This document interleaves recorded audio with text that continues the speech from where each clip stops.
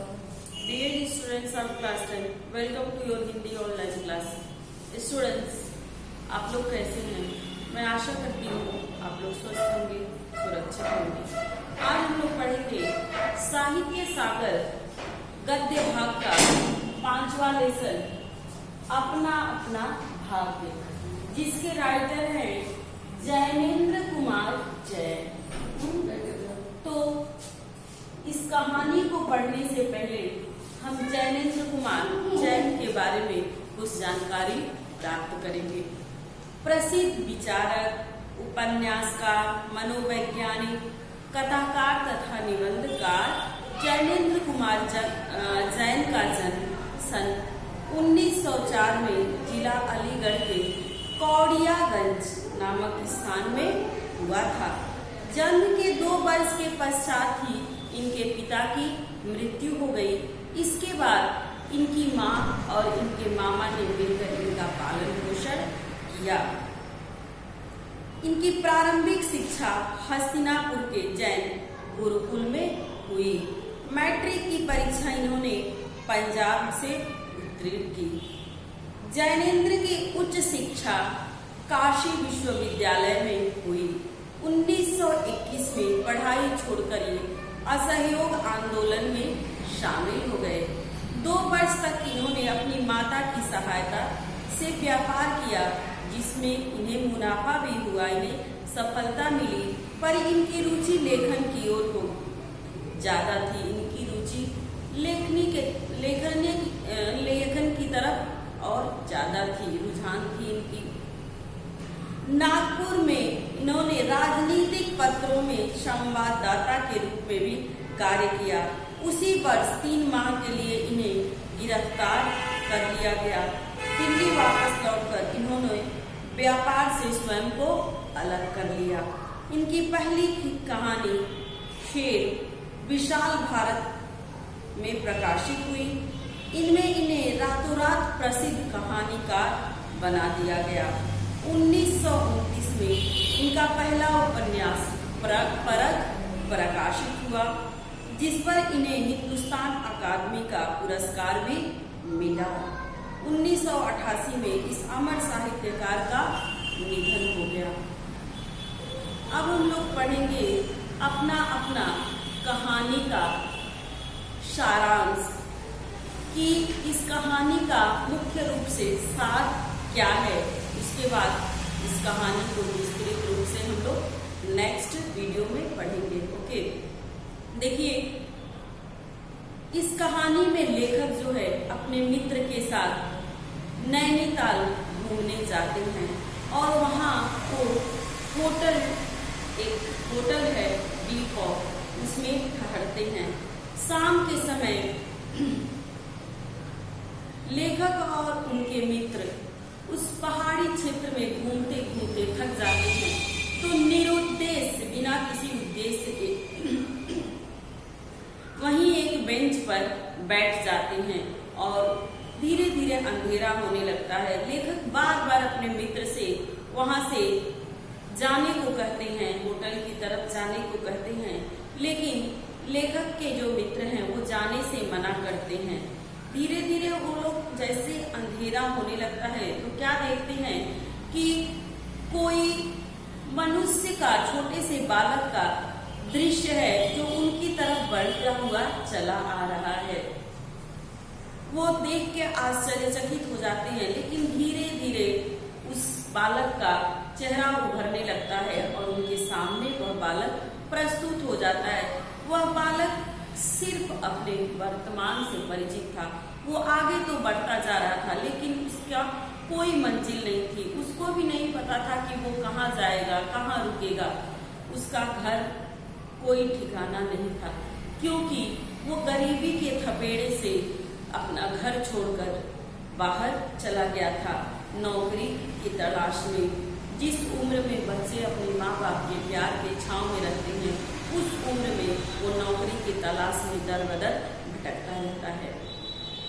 जैसे ही लेखक और उनके मित्र की नजर जो है उस बालक पर पड़ती है, उस बालक को देखकर उन्हें दया आ जाती है और वो लोग पूछते हैं बालक के न उस ठंडी ठिठुरती ठंड में न तो उसके सिर पे टोपी है, न पैर में जूते हैं, ना कोई ऊनी वस्त्र है।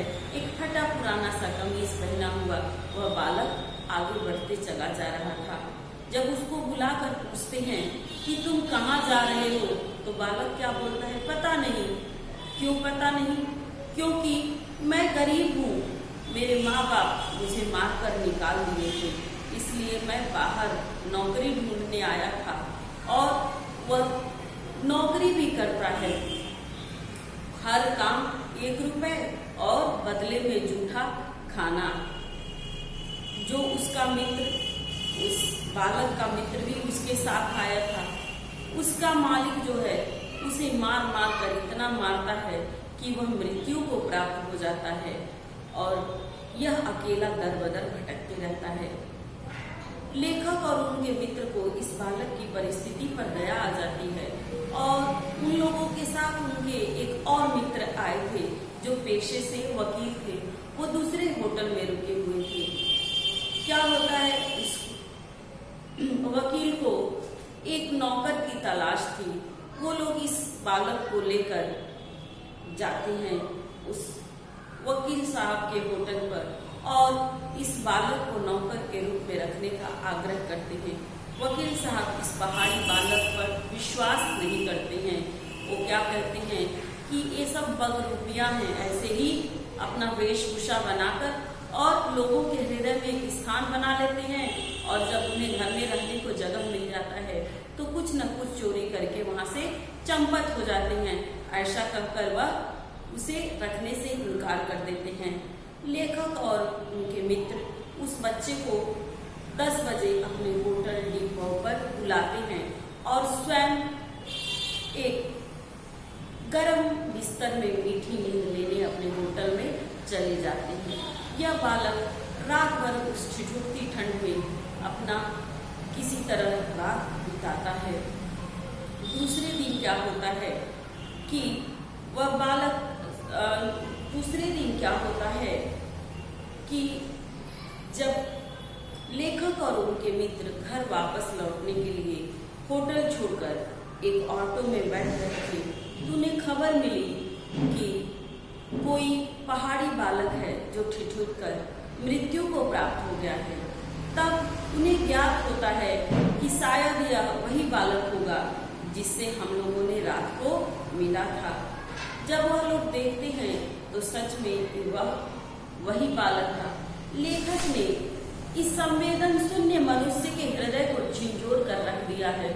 उन्होंने यह दिखाया है कि प्रकृति ने उसके कफन का भी बंदोबस्त कर दिया था। इस संवेदन शून्य मनुष्य के हृदय में उस बालक के प्रति तनिक भी दया नहीं आई। किसी ने भी उस पे दया खाकर न तो उसे कोई ऊनी वस्त्र दिया, न पेट भरने के लिए भोजन। वह बालक चोर नहीं था, वह मेहनत करके कमाना चाहता था, लेकिन यह समाज उसे यह भी नहीं करने दिया। उससे क्या है, एक तो अपने मालिक के, उसका दोस्त जो है अपने मालिक के मारने पीटने की वजह से मृत्यु को प्राप्त हो जाता है, और दूसरा क्या है, भूख और ठंड से ठिठुर कर मर जाता है। प्रकृति ने लोगों की बेहाई को ढकने के लिए बर्फ रूपी कफन उसके सिर से पैर तक उठा दिया था।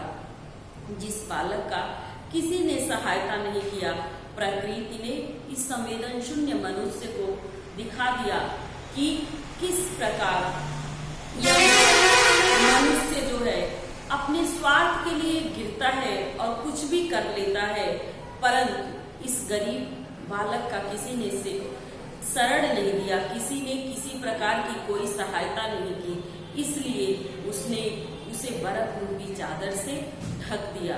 कवि यह दिखाना चाहते हैं कि यदि हमारे समक्ष, हमारे सामने कोई इस प्रकार की परिस्थिति में आए तो उसे अवश्य शरण देना चाहिए, उसकी सहायता करना चाहिए, क्योंकि हर गरीब चोर नहीं होता है।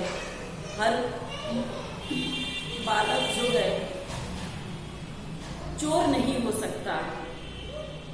वो जिस गरीबी के डर से वो घर भागता है, उसी गरीबी की थपेड़े खाकर आखिरकार वो मृत्यु को प्राप्त हो जाता है। इस प्रकार स्टूडेंट्स, आप लोग इस कहानी को टेक्स्ट बुक के माध्यम से पढ़ेंगे और नेक्स्ट वीडियो में मैं इस कहानी को विस्तृत रूप से समझाऊंगी। Thank you my